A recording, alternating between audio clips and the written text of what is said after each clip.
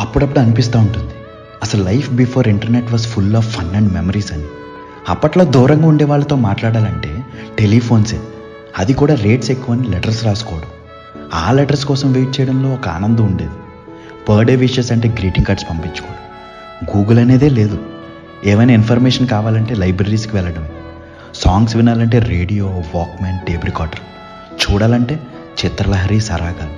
Cinema trailers అయితే Gemini TV బయోస్కోప్లో చూడడం. ఇంకా సినిమాలు చూడాలంటే వీసీఆర్ డివిడియో రెంట్కి తెచ్చుకుని అందరం ఒకే చోట చేరి చూడడం.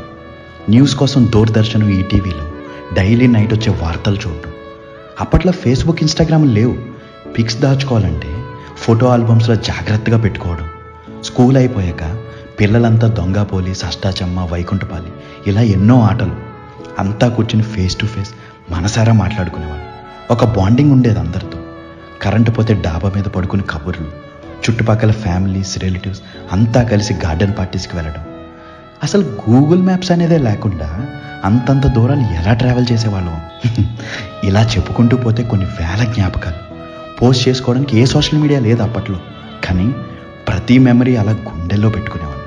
ఒక్కోసారి ఆలోచిస్తే అనిపిస్తుంది, we had beautiful time and peace before the internet అని. ఏమంటారు? ఉంటా అండి. ఇట్లు మీ రాలంగి మోయ.